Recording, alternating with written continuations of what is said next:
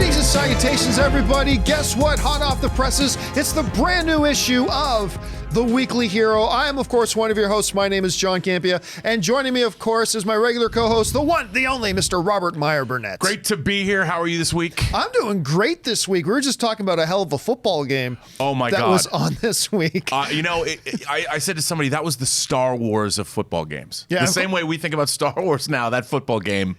Yeah, we're talking, of course, about the Rams and the Chiefs game, and it was the type of, every once in a while there are sporting events that are so ridiculously good that even non-sports fans would sit and go, wow. Right.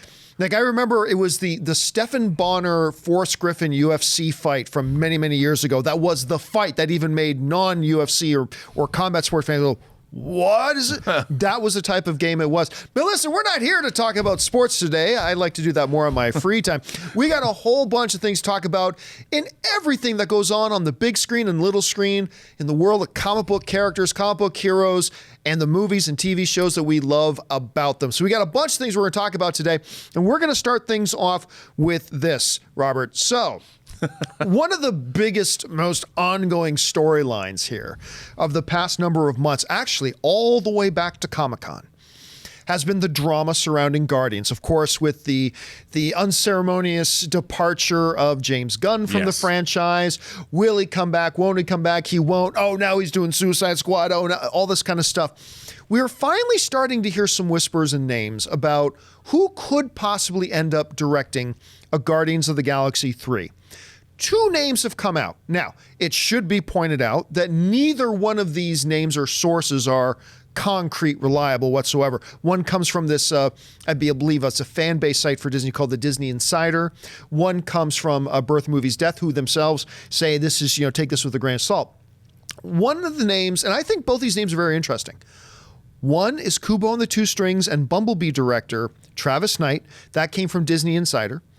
The other one was Paul Feig, of course, of Spy and Bridesmaids, and one of my favorite sleeper hits this year, A Simple Favor, with Blake Lively and Anna Kendrick, which I just think was remarkable, But he also did Ghostbusters, which is very divisive among some people, right? So these are the two names we're hearing floated right now. Maybe a 5% chance either one of them gets picked, but you hear these names. What's your first reaction to those ones? Well, I think Travis Knight's a very interesting choice. I mean, he was up for, or he won an Academy Award for Kubo and the Two Strings. May have. I actually met him before he started shooting Bumblebee. I interviewed him for Hasbro, actually. Really? I interviewed him for a licensing convention, and I sat down for quite some time. And he, first of all, he's a really smart guy, and his dad, of course, founded Nike.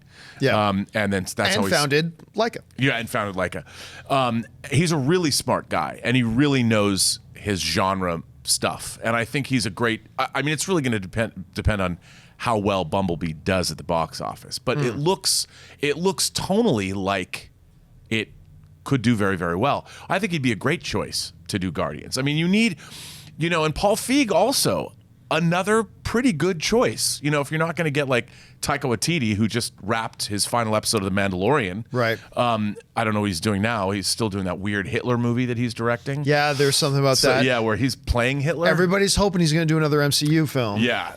But I think that both Paul Feig and Travis Knight are respectable choices. They're deft with comedy and dramatics. I mean, Bumblebee to me looks really, really good. It's a sweet. Now, to take that with a grain of salt, though, that to me, every trailer for every Transformers movie has looked really good. And, well, we know how that turned out. But you're right. The Bumblebee trailers have looked really solid. Yeah, look really solid. It really is going to depend on how well I think that performs.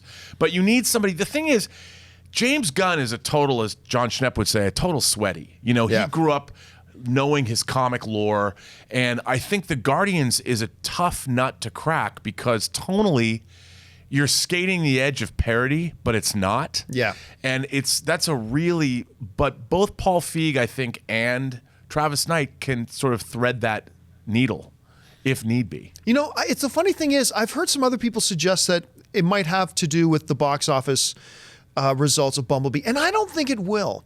I think the folks over at Disney are smart enough to know that, a lot of the box office success of a film has to do with the marketing. Right. How's it marketed? And look, they've got to know too that Bumblebee right now is fighting an uphill battle. Oh, yeah. Coming out of Transformers the last night, where we finally saw the audience go, hey, you fooled us too many times. And they finally started backing off of going to the Transformers movie. They've put out so many bad ones in a row. I think the guys at Disney know that this film, regardless of whatever Travis Knight does with it, it's facing a PR nightmare of trying to fight an uphill battle. I think they're more concerned about whether the movie turns out well. Of course, what speaks really well to him, though, here is obviously Kubo and the Two Strings. Yes. What he did with that, in that medium, he gave so much life and so much character through the stop motion, animation style. And he did it so flawlessly and so seamlessly that when you get somebody, I remember sitting at this table with Kevin Feige and James Gunn, and I remember asking Kevin Feige, and I said, hey, James Gunn, I love James Gunn as a director, but the biggest thing he's done is Slither. Watch Slither, by the way. Right. I said, Guardians of the Galaxy, this huge MCU film, that's different. And Kevin Feige looked me at the face, almost to say, you idiot. He didn't say that. He's too polite. But it's almost like he was saying, you idiot. He said this: a good storyteller is a good storyteller. And if you're going to look for that, truly, if that's what Kevin Feige's looking for, he could look at a Travis Knight and go, this dude clearly knows how to tell a story. Now, with Paul Feig, a lot of the reaction I saw from people when his name came up was, the Ghostbusters guy? It's like, granted, Ghostbusters was divisive. I didn't think it was nearly as bad as a lot of other people did, but I do have my issues with it. Right. But I'd say to them, are you forgetting how big of a hit Bridesmaids was? Are you forgetting just how big of a surprise hit Spy was? And have you seen A Simple Favor? Right. And when I was talking to one friend of mine who had that reaction, I said, and I listed those movies to him, he went, well, yeah, I like those other movies. I said, well, it could be interesting. Again, I think there's probably like a 5% chance it's either of these guys. Most of the time we start hearing these short-listed names, it ends up being somebody total else. Yeah. But do you have anybody else in mind that you think might be able to swoop in and do something like that? Somebody maybe Kevin Feige already trusts or would be on his radar? I don't know. That's a really good question. I don't know. I mean, probably, like you said, somebody that's completely we wouldn't have thought of. Yeah. Somebody totally out of the box, somebody that isn't already an established auteur. Probably, look, when they got James Gunn, like you said, he'd done Super and Slither were his last two films. Totally out of left field. And both of those were low budget movies, comparatively speaking. So you never know. And like, that's part of the success is finding people like who would have thought the Russo brothers would have been tapped to direct? Peyton Reed. Who would have thought that? Yeah. So it's going to be maybe somebody from television that we haven't seen. I mean, it didn't really work out with Alan Taylor on Thor 2. Yes. But you never know. I mean, Kevin Feige, in many ways, is like a great sports general manager who his team plays in a small market. He's got no budget, but he goes out and finds these no-name dudes and turns them into superstars, right? And you just gave a great laundry list of names for that as well. I mean, obviously the one name that most people come up with, somebody Kevin Feige's worked with and knows and could be a good fit for Guardian. You already mentioned him, Taika Waititi. Right. I mean, that would almost seem to be a little bit of a no-brainer. So I don't know. We'll have to see how that all kind of transpires. T was great for Thor. Yes, he was. But I don't know if the Guardians need to be pushed into the...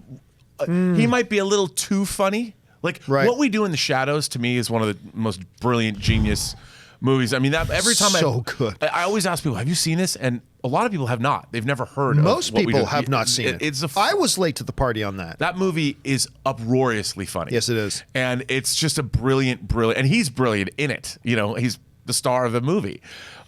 Just a great, but I don't know if the Guardians need somebody that's that funny because you have to have it. I don't know. I mean, I don't know. I mean, Thor worked because it was like a parody of Thor. But the Guardians of the Galaxy, you don't want them to parody themselves. No, that's true. That's true. That's a tough one. All right, well, let's keep our eyes on that. All right. Next thing up is this. One of the movies we've really been looking forward to here is, and maybe not a lot of people thought they could see themselves saying this about a DC movie, but is Aquaman. Yeah. I mean, that first trailer dropped at Comic-Con and it got everybody's... Well, first of all, they got all of our attention because they got James Wan on to direct, who's done nothing but made crowd-pleasing movie after crowd-pleasing movie after, and successful movie after successful movie. Yeah. Then came the trailer at Comic-Con. Then came the 5-minute trailer. Then came the latest trailer, which was nuts, and we haven't even talked about that. But then came this little thing. Word got kind of leaked out about a week ago that Warner Brothers and Amazon were going to be teaming up to give Amazon Prime members an exclusive first one-night-only screening 1 week in advance on December 15th of the movie. Turns out those rumors were true. Yep. The tickets went on sale. I bought 6 tickets immediately for December 15th, so I've got those.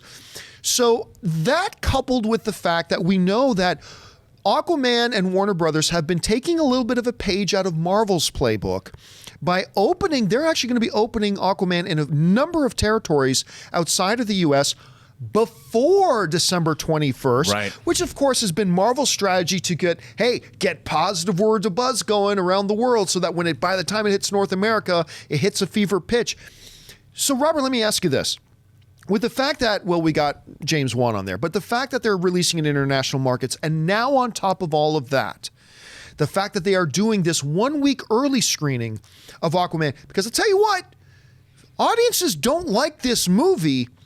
That's a hell of a lot of people going to see the movie a week early to let the word get out about how bad it is. How much confidence does this exude from Warner Brothers in Aquaman that they're doing all of this? I think a lot. I think they know that, look, that last trailer that dropped, the final trailer that starts out with him training, and Volko is, you see our first real look at Willem Dafoe in the role. You finally see him, and I'm like, oh, come on. He's training on the beach. It's the music. I don't know if that's a score of the movie or what, but that piece of music is great.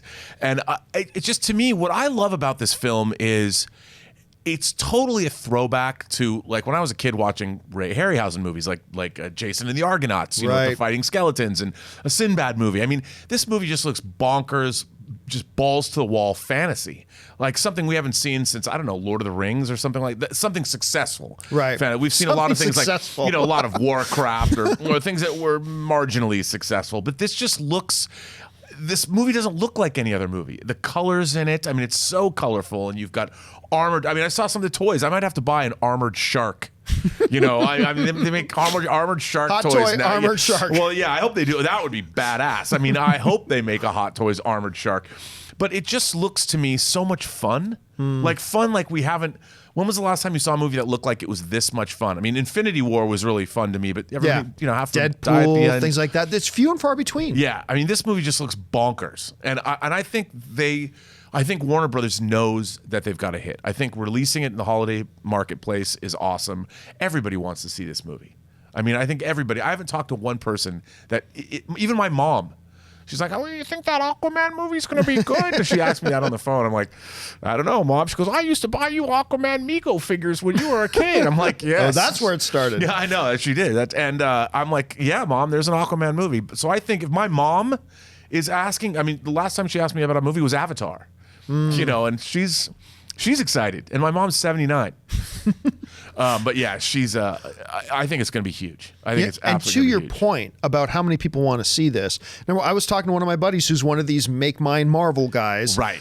But even he was like, yeah, that trailer. And it's the music in the new trailer to me that takes it to a new level. Even he was like, okay, yeah, that looks pretty good. But also, speaking to the point you're making about a lot of people want to see this thing, Atom Tickets, which did the ticket sales for that December 15th release, they just announced that the Aquaman advanced screening thing just broke Atom Tickets' one-day pre-sales record for any movie in history.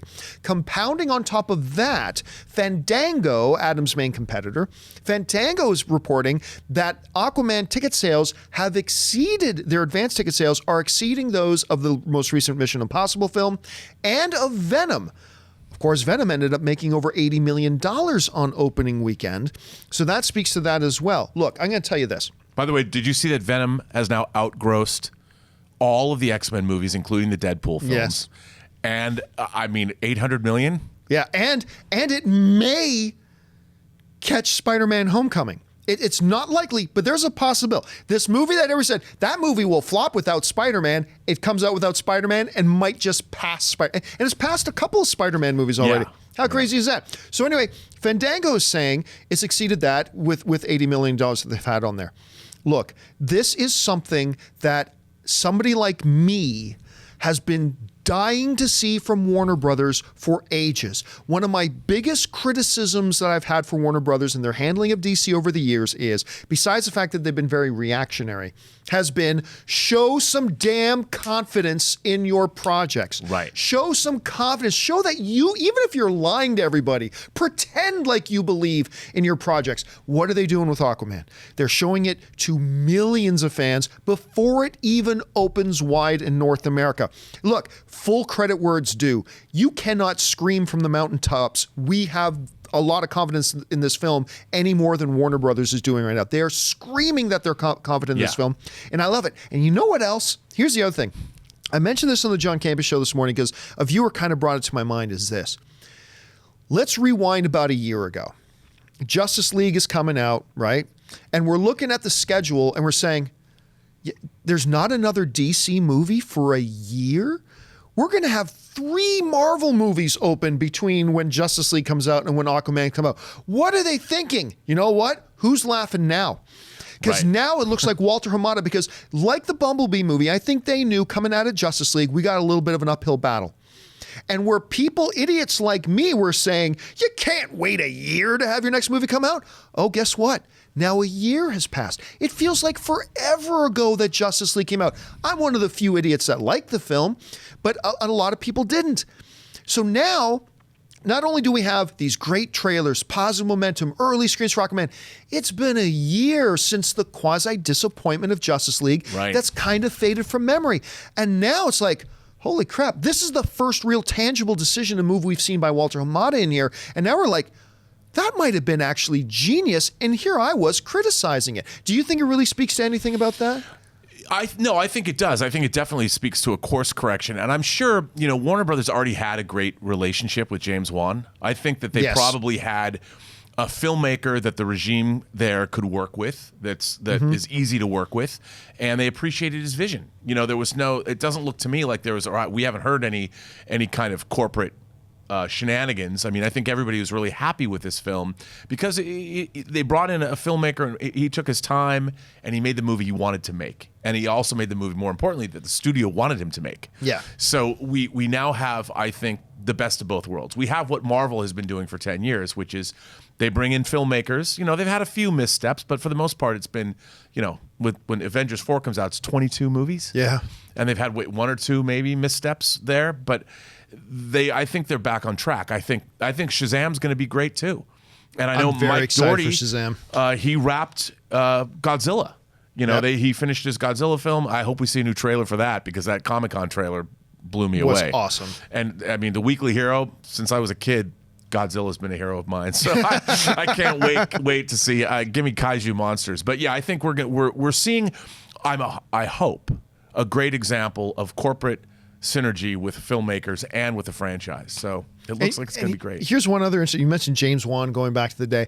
I wish, though, they would take a page out of their own book with James Wan, because what happens? The Ben Affleck stuff, they still to this day have never come out and admitted the fallout with Ben Affleck. All the stuff, the recent drama with Henry Cavill. Is Henry Cavill leaving as Superman? Well, we have no immediate plans for a future Superman, blah, blah, blah. What happened, though, when the rumors came out? Do you remember this? That James Wan had walked off of Aquaman. What did they do? Next day, the very next day, they had James Wan taking pictures of himself with Aquaman going, I ain't going nowhere, folks. Right. Why can't they do that? I don't know whatever subdivision it is at Warner Brothers that's looking after Aquaman. Why can't they be the ones handling how they handle all their stuff and just be more definitive, clear, and show some confidence? I mean, it's really interesting when you think about James Wan. He started the Saw franchise. Yeah. I mean, he and Lee Wanell go back to Saw 1. Then he started the Conjuring franchise, which now spun out Annabelle, huge, and he worked at Fast and Furious. Yep, and his Fast and Furious movies are great. Yeah, and he, working with Universal over there, and I mean, he was able to pull out a movie when his star died. Yeah. which was really sad. Which is sad, but also one of the most remarkable things we've ever, like an incredible accomplishment. Incredible. How many months they stopped production for a number of months. Yeah. Pulled it back together, managed to not only finish that movie in a satisfying, exciting, crowd-pleasing way, but that was also respectful, was a nod. Right. That little thing they did at the end of that movie with them driving off in the different directions, corny if it wasn't in these circumstances, but perfect for these circumstances. You gotta respect this guy's ability. Absolutely. And he's been proven time and time again, especially over the last decade, that he's a force to be reckoned with. So, and he looks like this movie just, to me, the word that comes to mind is delightful. It does. It looks delightful. And what do you think about, speaking of this last trailer, Nicole Kidman's, the accent she's pulled? I loved it at first. I did too. And talking about the trident and yeah, I'm into it. And it's what's really interesting. I like this idea that you have to go get something. Yes. Yeah, I love it's your quest MacGuffin. It's the classic quest MacGuffin thing. Yeah, well, I already have a trident. Not that was like a great this. line. You know, it's great. Everything about it looks right in my wheelhouse. I mean, it just looks delightful. Well, listen, guys, speaking of all things DC and even Superman, you guys know I believe single-handedly, without question, the most underrated comic book movie to me of all time is DC's Man of Steel. I love this movie. I believe it's a top 10 comic book movie of time. I love Henry Cavill as Superman. What the future holds, who knows at this point. Right. But we're getting into that part of the show now that I love this part of our show. Robert Meyer Burnett, of course, is one of the world's great collectors, and he always brings in something that amazes us. And I did this for you, by the way. You must have had, you just must have woke up to this. I want to make Campea happy today, because tell us about this guy you brought in today. Well, this is the Man of Steel Hot Toys figure. Now, they've released, I think, 2 others since then, but this was the first. This was the first Man of Steel, and I love this figure. I loved everything about this figure. I mean, yes, the head sculpt is still very respectable. It's a great head sculpt. They've gotten even better, right, as digital technology, but I love the costuming. I love the tailoring on this figure. I love the way this figure looks, and it was one of the first figures with these new stands where they're yes, stiff and bendable, so you can put them in flying poses. The only thing about this figure that I wish was changed was there would be wires in the cape, so you could mold the look of the cape. Yeah, that poses. would be noticeable. Which is one of the reasons they animated the cape in the movie itself. Right. Yes, right, because it's always hard. But you know, it's a great figure. It's got a great stand, and the 3 figures that they did for Man of Steel, they did Zod, which by the way was in a box packed up in my garage. He was. I would have brought them both so they could fight. Right, that would have been awesome. But maybe in another show. But this figure, and then you have the Jor-El. My absolute 100% my favorite figure that I have is my Jor-El, because Russell Crowe is actually my all-time favorite actor, and I love Man of Steel. So when I saw that Jor-El, it was the first hot toy I ever bought. Oh, was yeah. that Jor-El? I was like, I've got to have them. Those figures, that figure is great. Yeah, that Jor-El and those 3 figures, they have especially the Zod and the Jor-El have that like armor. Yes, I mean the costuming that is incredible. Would you call it costuming on a figure? The tailoring of the and clothes? the Jor-El, by the way, he also comes with well, not the Matrix. But yes, why am I forgetting the name of it? I'm forgetting the name of it too. The holocron. It's not the Jedi holocron. Yeah, but he's yes. the half skull of it. It comes with a big weapon he's got as well. It's really great. But it's great figure. The Henry Cavill one, I just because I love the characters, but also it's the detail because one of the things they did with this costume in the movie was they gave it that waffle board feel, right? And I think that works really well. It breathes, it moves, and they've pulled it off so well in this figure too. Yeah, it's great. I mean, these again, I love these Hot Toys figures. There's a company called Big Chief in England that's making a Russell Crowe's Maximus. Oh, you know what? You've mentioned that before. I can't wait. I know. I have a bunch of bootleg Maximus figures, but one is a Roman general, and then one is the gladiator. But this is a real licensed gladiator. I'll have to get one for you. Yeah, well, as soon as we do, let's bring it in. All right, let's move on here. Talking about the MCU, and especially as we were going into Infinity War, and now especially that we're coming out of Infinity War and heading towards Avengers 4, one of the questions that I see a lot, and that you guys probably see a lot all over the place, but it's such a big question. We've never really brought it up here, but I thought, this might be an appropriate time to do it. One of the things a lot of people want to talk about and ask about is, where does the MCU go? after an Avengers 4. Now, this is a question, where does the MCU go after Iron Man 2? Where does the MCU go after Civil War? Where does, all these are asking, but now this feels like the actual moment that for the past 10 years, we really have been asking that question about. Right. With all these changes that Kevin Feige hints at, although Kevin Feige has hinted at major changes after other movies, and they've been minor to say the least. But still, Robert, let me ask you this. Generally speaking, and it's so hard to answer because we don't even know what's going to happen in Avengers 4, but where do you think, as you kind of look at the tea leaves right now, where can you see Marvel going with their MCU after the events of Avengers 4? Well, on one hand, there's this pressure they have to keep making the kind of money that they're making from these movies. And it's unsustainable. The idea that you're going to make Avengers movies are always going to make $1 billion to $2 billion. That'll always happen. But you can't. I said the same thing about Justice League movies. But yeah, you can't. I think they have to do what the James Bond franchise did after Moonraker in the late 70s. I mean, James Bond went into space. It was kind of like, really? I'm an unabashed Moonraker lover. I know people laugh at that movie, but anyway.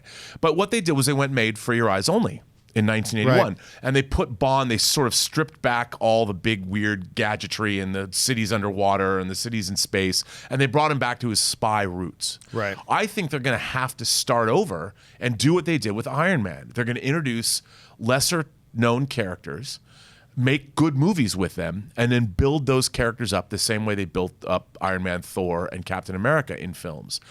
But this time they've got the benefit of having the remaining, whatever happens at the end of Avengers 4, they've got those characters too, which everybody's going to love. I mean, now we're going to see Vision and Scarlet Witch in a TV show, Loki in a TV show. You're going to get more of those MCU characters in other venues, but I think they've got to go back and rebuild and start from scratch. And reintroduce or introduce characters for the first time we've never seen before or haven't met before. I was reading something about the Eternals movie. Right. They now have a director on the Eternals movie, I think a female director. And not a lot of people know the Eternals, but they fit into the Celestials, the Guardians of the Galaxy. Thanos' brother is one of the Eternals. So they can go that direction, more in the cosmic realm. You've got characters like Nova from the Nova Corps, they can introduce. Adam Warlock can be introduced. So there's which a lot they've teased before. Which they've teased. So I think that's what they're going to do. They're going to start over and build the same way they built for the 10 years that we've had the MCU get built up. They're going to build up more of it. And I think that they're going to be more like, they've got to expect more Ant-Man the Wasp grosses than billion-dollar grosses, but they're going to get there. They're going to make these characters and they're going to build them up. If your worst day at the office is a $600 million movie, you're doing pretty good. Right. And remember, they have the X-Men now and they have the Fantastic Four. Or at least they will at that point. One of the things that's been interesting to me is we've seen Kevin Feige and Marvel kind of moving back, again, like a good sports franchise. You don't just have a team of all-stars and say, well, we're just going to ride this for 8 years. No, good teams, legacy teams, start bringing in new talent as you go. And what have they done? They've introduced new characters in the midst of also doing their established characters. Right. We get Doctor Strange in the midst of a new Thor coming out. We get a Black Panther in the midst of a new Avengers coming out and a Captain America Civil War and things like that. They've used their established big name talent to bring up and develop and introduce to the audience lesser known names and new names so that they, like Black Panther, now become one of the big name talents, big name things. One of the interesting challenges is going to be, as they move past Avengers 4, is to make sure they don't abandon doing the established popular movies. Because if you just start doing all the new characters without those supporting pillars of the existing popular, crowd-safe, crowd-favorite players, that could become a little bit of a challenge to them. Right, I agree. And I think what you're saying is that's, I don't think Black Panther would have made the money it made unless we'd seen him introduced in Civil War. Because he became instantly beloved. That character, Chad Boseman's portrayal of that character was great. Oh, flawless. You couldn't wait to see more of him. Same with Spider-Man being introduced in Civil War as well. And I think you're absolutely right. That's the strength of, it's an apt analogy about legacy sports teams. So they'll be doing both. They'll have expansion teams, brand new expansion teams like the Tampa Bay Buccaneers and the Seattle Seahawks back in the 70s. And they'll do that, but then they're, like you said, they're going to continue. There's going to be another Thor movie. there's going to be another Doctor Strange movie because, and it's good for us. We get more great for characters. It's great for us. I can't wait to see what they do with the Fantastic Four and the X-Men. I mean, how cool would it be if Avengers 4 gave us a look? We didn't know Red Skull was going to be in Avengers Infinity War. You had no idea. Lots of jaw-dropping moments, but the first moment, I remember I was with my wife watching, I was at the world premiere of Infinity War. When Red Skull came on screen, it was the first time in forever that literally my jaw dropped. And I looked at my wife, that's Red Skull. Oh, right, yeah. And damn, he sounds like Hugo Weaving. Hugo Weaving. Oh my God, he sounded like Hugo Weaving. It was so funny because you hear his voice before you see him, and I'm like, it's Hugo Weaving. I was like, that's what? I mean, I was sitting next to Schnepp and Amy Dallin. We were seeing that, and we're just like, you could feel like we were just jittering in our seats, like, no way. You know, I think that we're going to have a moment like that in Avengers 4. I don't know what it is, but there's going to be something like that we're not going to see coming. And it's going to be glorious, whatever it is. There might be 3 or 4 of those moments, by the way, if Kevin Feige has shown us anything. All right, let's move on now to our final topic here. You know, we've been mentioning a little bit that, you know, in the CW Arrowverse, clearly the best thing they do every year is their crossover event. This goes all the way back to the first year that they did The Flash. And their crossover events was just Flash and Arrow. Then they brought in Legends, Supergirl, things like that. Probably at some point next year, maybe they'll bring in Black Lightning into these as well. Which, by the way, this season of Black Lightning is pretty good. I really like Black. It might be my favorite of all the CW shows. Tobias Whale is easily my favorite villain in the Arrowverse right now. Yeah. I love this guy. But at any rate, we've, of course, been talking a lot about this Elseworlds crossover event that they're going to be doing. We see, you know, Oliver Queen as the Flash. We see Barry Allen as Green Arrow, but they're cognizant of the fact that things are switched up and all that kind of stuff. We know Batwoman is going to be introduced. Well, they just put out their latest teaser where a couple of interesting things happen. Number one, and the thing that everybody seemed to be talking about, was the fact that we get our first video footage of Batwoman. She looked great. Yeah. As Ruby Rose always does. Yes. Batwoman looks great, and I'm very interested in seeing where they go with her. And if she works out well, they're probably going to do a series of her own as well. But the part that instantly got my attention, that I looked around and nobody was talking about, they explicitly reference Batman. Right. Something that no CW show has ever done. Now, I had a few people on Twitter try to correct me, say, oh, no, John, don't you remember when Barry's picking up the phone and this one thing Oliver Queen said once? They have referenced Bruce Wayne a couple of times. They have never directly, overtly, explicitly mentioned Batman. And they're talking about Batman is a urban legend. And then she shows him and goes, that's not Batman. It's like, Robert, let me ask you this question. Maybe I'm getting way ahead of myself. I think the fact that they're even saying the name Batman, something that they never would have considered doing in the CW universes before, the very fact that they're saying the name Batman, I think might signal a change of philosophy at Warner Brothers of the Batman is untouchable when it comes to TV realm. Batman is too important of an IP. He is for the big screen and the big screen only. He's our big moneymaker. We cannot risk, damaging the IP on him. Them actually coming out and saying it, I'm thinking it might signal a change in philosophy. Am I getting ahead of myself? What do you think? I think you're right. I mean, look, there is no Batman movie coming out. So for the time being, I don't think anybody, the powers that be, are going to be angry about Batman getting more screen time. Look, Batman the Animated Series just dropped on Blu-ray. Right. One of the greatest Batman shows. I love Batman the Animated Series, and it looks fantastic on Holds Blu-ray. up, by the way. Oh, it's so good. So you've got that happening. I mean, Batman's never going out of style. I mean, they've got Batwoman. They've already introduced both Superman. There's now a Superman on the CW. There's the Flash on the CW. They both were in feature films. Which begs the question, why wouldn't they let the CW continue to use Deathstroke? Yeah, that was the most confusing thing to me, but that's another issue, I suppose. Well, I think because the Deathstroke was originally going to be in Ben Affleck's version of that movie, which But you had Flash and Flash. I just don't get it. I think that we live in a new world now where those kinds of delineations between the big screen and the small screen don't really matter. I mean, with everything streaming these days, nobody really cares where. I think there was this thought that, people aren't going to go see a movie if they can see the same character on the small screen. I don't think it's true. I think These movies are events. All of these superhero films are event movies. That's what movies have shifted into that realm. It's going to be a lot harder to get adult dramas made because everybody wants to see these tentpole movies in the theater. But I don't think that it affects. People realize if you have a TV show on that has Batman in it, that's not going to affect the people that are going to see Batman on the big screen.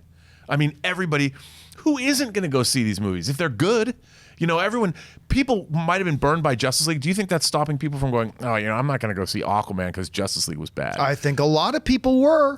Maybe. Because you heard a lot of people after Justice League. Remember, I'm one of the idiots that actually liked it, but there was a lot of people that just went, I'm done with the DCU. Right. I'm done with this. But that's only until they see something that's good. Like, even if you make something that's good, people are going to show up. It's like in Field of Dreams. People will come, Ray. If you build it, they will definitely come.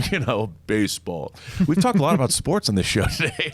But whenever yes, I can. Yes, but I think that we will see Batman on a CW show. Look, I never thought we'd see Superman, even though they made Supergirl. Neither did I. And a good version of Superman. And why not? You've got Krypton on TV. You had Gotham.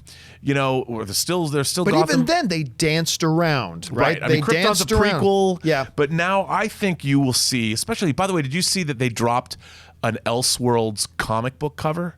I did. Oh, no, I did see that. That's right. It was Yes, just yes, a poster for the show, but it looks exactly like a new DC comic cover. I love that. See, this is the kind of thinking, the thinking that's going on at the CW, and I think under Walter Hamada at Warner Brothers, they're probably thinking, it's just great exposure for us. It doesn't take anything away from whatever our big screen Batman's going to look like. One of the cautions I think they do have to take, though, is that there was an incarnation of Batman that happened that didn't just kill Batman for a number of years. It killed the genre of comic book movies for a number of years. And that, of course, was Batman and Robin. Like, it was so bad, and it so sullied not just the Batman name, but it sullied the whole idea for many people of comic book movies. There was a couple of years, and it wasn't until X-Men came out that kind of put everything back on the right thing. And I think that's probably a lesson that Warner Brothers is still probably aware of. I think they still have to be. Look, I agree with you. I think you can do these things. I think you can have a Flash on television, a Grant Gustin Flash on television. I think you can have an Ezra Miller Flash in the movies. I think you can have a Manu Bennett Deathstroke in television. I think you can have a Joe Manganiello Deathstroke in the movies. Me too. And I think you can do Batman. I never thought they would, but they can. But if they do it, God, they have to be careful.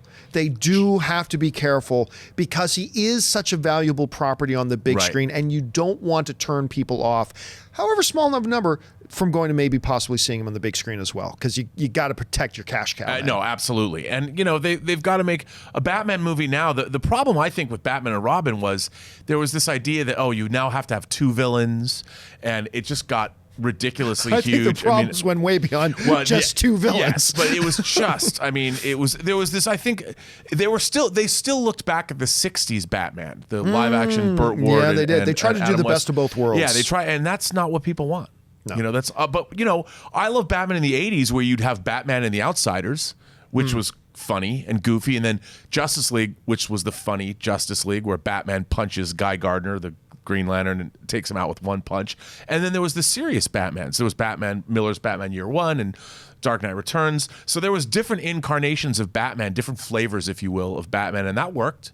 So they should be able to do that on the movie screen and on the TV screen as well. I agree. Why not? All right, guys, listen, that is all the prearranged topics that we had for today. But, we like to take a little bit of time every week over here in the offices of the Weekly Hero to take your guys' thoughts and hear what you guys want to talk about. We ask you guys to take to Twitter. By the way, if you maybe want to see your question pop up on the Weekly Hero, just jump on Twitter, tweet out a question. Just make sure you include the hashtag The Weekly Hero. That's the only way we're going to see it. So make sure you do that as well. So we've got 4 tweets that we got picked out here today. Let's go over and see what's coming in on the tweet stream. Run. Sean Nicholson writes in, with all the upcoming DC projects in development, do you think Warner Brothers will unveil a new Elseworlds film division at San Diego Comic-Con? Joker, Lobo, etc. That way we know what's part of the shared universe and what would be a standalone film. Hashtag The Weekly Hero. Well, I think 2 things here, Sean. I think, number one, I do think we are going to see some division we've already heard them give some overtures of the fact that they might have a different label for these Elseworlds films and whatnot. If not an entirely own division, at least a different label for them. So I do think they're going to do that. However, even by giving them a different label, I think the average movie-going, it's not going to solve the issue for the average movie-going audience. Right. I don't think, because not everybody is like you and me where we're tuned in. We know what DCU stands for. We know, or DCEU as they called it for a while. We know what MCU stands for. Most of the average movie-going audience doesn't. So I do think they're going to make something to differentiate the two, but I don't think it's going to be so big and so obvious that everybody will just understand what's Elseworlds and what's not. And I think most of the general movie-going audience doesn't care. To Robert's point, I think they just want to see a good movie. Yeah. So I don't know. How do you think they're going to handle that? I actually think it's a good idea. I mean, they're introducing the term Elseworlds that we all as comic readers have known, which by the way, I always loved that term. Me too. I always thought it was a great term. Now that they're billing this crossover event as the Elseworlds idea that these characters all come together.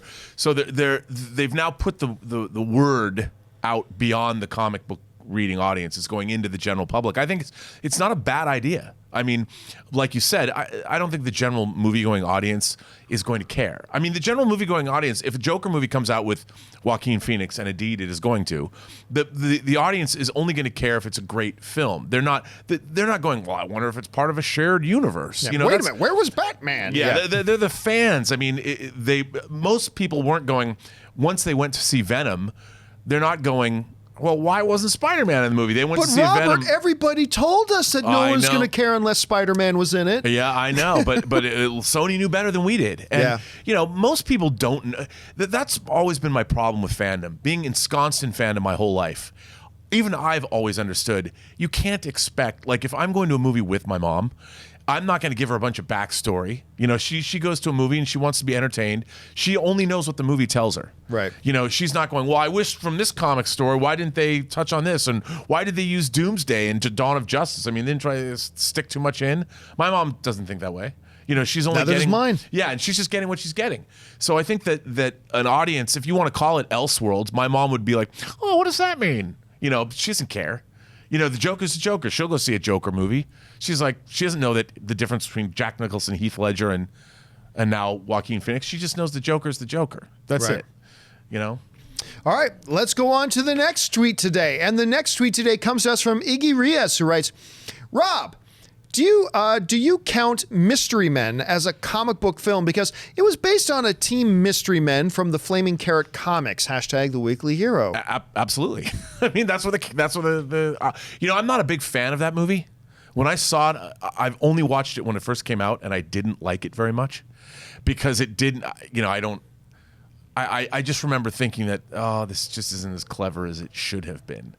But yes, it's absolutely a comic book movie. You know what's funny?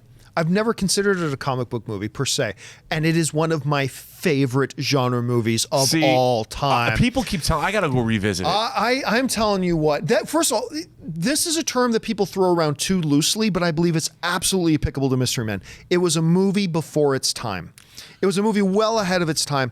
And like whether you're talking about The Bowler, The Blue. Okay, first of all, there are a number of moments in that movie that I have a hard time staying conscious when I just even think about it. It's like, yeah, I believe they murdered my father. How did your father die? He fell down an elevator shaft onto some bullets.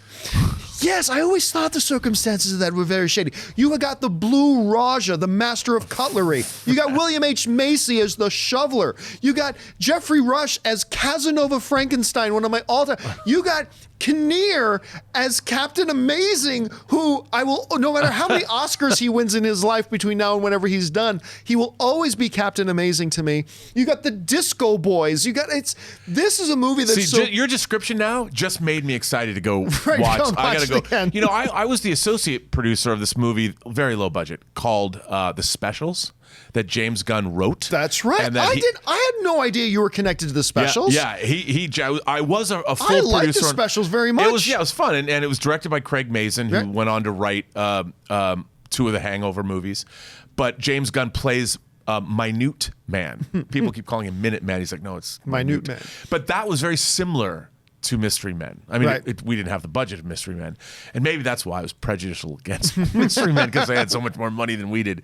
But I need to go back and watch it because I haven't. It's been almost 20 years. Oh, it's been forever, and it's Yeah. one of those films that when in my entire career doing movie punditry, and people ask, "What's a sequel you really wish they would have made?" There's two films that I always say. One is Megaforce. The low budget G.I. Joe wannabe like B movie. Life is like a wheel. It all comes around. I Good love guys Megaforce. always win, even in the 80s. Yes, that's right. I used to love Megaforce. So cheesy. Had Devin from Knight Rider in it. But the other one I always say is Mystery Men. And I know neither will ever happen. But oh my God, if tomorrow, like Ben Stiller came out and said, you know what, William H. Macy, he's winding up on Shameless. Hank Azaria's got some free time. Gina Garofalo's not doing all. What's Pee Wee Herman doing these days? We're pulling the gang back together and makes it. I would be such a happy dude. You know, doing a Megaforce is god awful. Like if you have one, but I love it. It's got and you know Barry Bostwick in his gold lame like jumpsuit and Persis Kambata from Star Trek: The Motion Pictures in it. But what if you did a Megaforce reboot, but do it like a Zoolander type of a spoof, where it's a spoof of all action movies. Like they could, particularly G.I. Joe. Yeah, absolutely. But you do it like, you know, Team America, World Police. But it's my gosh. But you do it with live actors and real people. You could, in the right hands, you could do a Megaforce reboot and make it pretty funny. It would make me happy. All right, let's move on to the next tweet.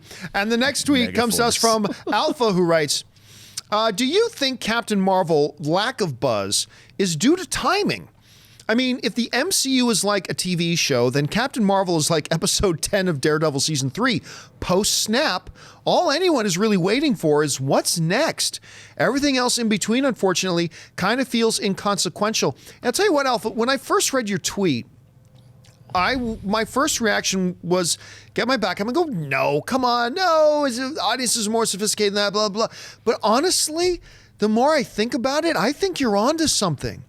When that snap happened and half the heroes of the MCU disappear, even though we know they're all coming back, when that happens, well, it set us up in such a way that, yeah, now you're really excited for Avengers 4, but it kind of does make you look past Captain Marvel. And I'll be honest with you, Alpha, I hadn't considered that, but it's so obvious. It's so obvious. I think that really is one of the big culprits for the lack of buzz on it right now. What do you think? I completely agree. I mean, even if Captain Marvel is the greatest movie ever made, you're still waiting to see Avengers 4. Yeah. And I think you're right. I think you're looking at Captain Marvel, even the trailers maybe. That's why people were ambivalent about the trailers, because there's nothing about Avengers 4. Yeah, coinciding, other than the fact that, okay, we know that Nick Fury uses his Captain Marvel walkie-talkie, pager, whatever it is, space pager to call her. Space pager. But yeah, we don't. Who cares? like until we even know what. Like you're just, and we know it's set in the 90s, so it's another. Oh, we have to wait 2 hours. Maybe there's something in the end tag that'll get us to the Avengers 4. But I think you're right. I think he's right. See, one of the things that I've been, first of all, I'm very excited for Captain Marvel. Yeah, me too. For many reasons, I'm very excited about Captain Marvel. But the one thing I have said before that is, the one thing that would make me a little apprehensive going into it is, dear God, I mean, I trust Feige that wouldn't do this. Don't pull what Sony did with the Amazing Spider-Man 2 on us. Don't throw out a motion picture for no other purpose than to set up this one character for what she's going to do in Avengers 4. Don't do that. Don't use the movie as nothing but a vehicle just to get us introduced to this character, blah, blah. And I'm not saying Kevin Feige's going to do that. Not at all. He's shown us he's smarter than that. But that has always been my one fear, is that this entire movie, I'm going to be excited, watch all the trailers, buy my tickets in advance, go to the movie, sit down through it, and it was really nothing but a setup for the next one, aka The Amazing Spider-Man 2 was nothing but a setup for Sinister Six. That never came. And I hope they show the movie and the audience more respect than that, to actually, hey, no, this movie has its place on its own in the MCU. And we move on from there. So that's the only thing I've really been worried about. Well, I think that they will. I think Captain Marvel's also going to broaden the cosmic universe. I mean, we've seen the Kree in Ronan the Accuser, and Ronan, the Kree and the Skrull were such a big part. the Kree Skrull War was such a big part of Yes. the Marvel comic book universe that they're going to expand all that. They're going to expand with the Nova Corps. We're going to learn a lot more about them that we've already seen in Guardians of the Galaxy. So I think that there's a lot of ground Captain Marvel has to cover, and I think it's going to be really welcome. It's going to be new ground for us, which is going to be really cool. But there's still, bring on the main event. It's still the second. What is it called in a fight? You've got the title fight, but then the second card, The undercard. The undercard. That's what. Yeah. Right, the undercard. It's still an undercard movie. Yeah. I can't. I get it. It makes me wonder, Alpha. Like asking that, it makes me wonder if they shouldn't have maybe not done it. Maybe they should have had Avengers 3 and then Avengers 4 should have been the next film to come out. I mean, I don't know. We'll see what they've got in mind once we see the movie. All right, let's get to the final tweet of the day. And our final tweet today, we'll close out with Blaze, who writes, if Aquaman and Shazam are successful, does it give hope to Man of Steel 2? Obvious from the reactions to rumors that he was out, that there is interest in Cavill as Superman. I'm going to tell you this, Blaze, right now. I'm going to say I think it's the exact opposite. I think if Shazam and Aquaman do well, I think it even lessens the likelihood of a Man of Steel 2, because I think it will just reaffirm to Warner Brothers, we're moving past the age of Superman.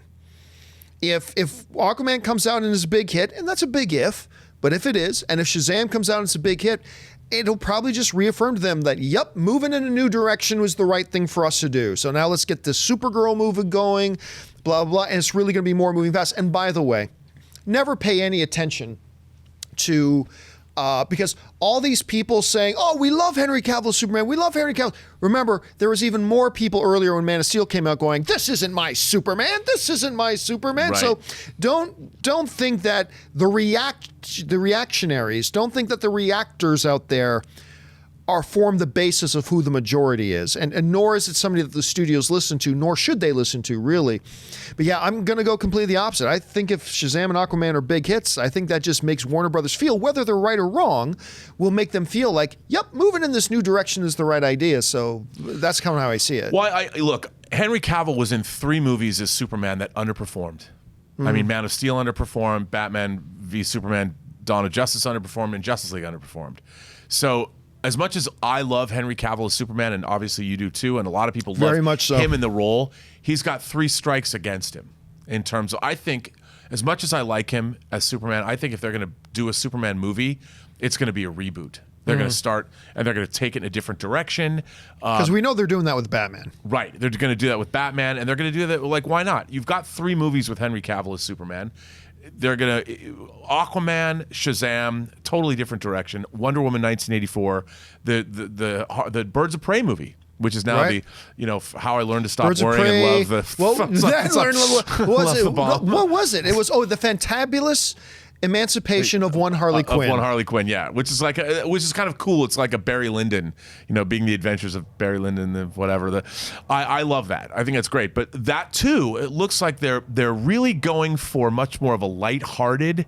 I mean, when I say lighthearted, I don't mean ha ha ha. Yeah. I mean a lighter tone. Yeah. Because they've got the Joker coming out, they've got the Harley Quinn film, the Birds of Prey movie coming out. You got Shazam and Aquaman. They all seem like they're pretty bright and shiny, very colorful, not this dark, brooding Snyderverse. And I think we're going to get a Superman movie, but it's not going to be with Henry Cavill. And I don't think it's going to be anytime soon. No. I don't think it's going to be anytime soon. All right, guys. Well, the lights are going down. The printing press is shutting off. That will do it for this week's episode of The Weekly Hero. Listen, guys, we want to hear from you. Jump on Twitter and put out the hashtag The Weekly Hero. Let us know what you guys think about the show, what topics you'd like to hear us talk about, what questions you have for us to address moving forward. Of course, Robert and I will be back again next week. But speaking of the great Robert Meyer Burnett, Robert, where can people find you online? Well, you can find me. You can find my new show, that's on the Burnett Work. The Burbs. It's on YouTube. Yeah, find my YouTube station, the Burnett Work, the channel, and my show, Robservations. I'm going to drop another episode next week. You can find me on Twitter at BurnettRM or on Instagram at RMBurnett. You guys, of course, can simply find me on Twitter, simply at John Campea. And, of course, Monday through Friday, every day here on my YouTube channel, you can find me simply with The John Campea Show. We have a lot of fun talking about all the things going on in the world of movies and movie news and stuff like that. That'll do it for us, guys. Have a magnificent and wonderful Thanksgiving Day weekend. I hope you get to spend it with friends and family and loved ones. Have a good time, recharge those batteries, and come back ready to kick Monday's ass. That'll do it for us, guys. Thanks for joining us. My name is John Campea, and until next time, bye-bye.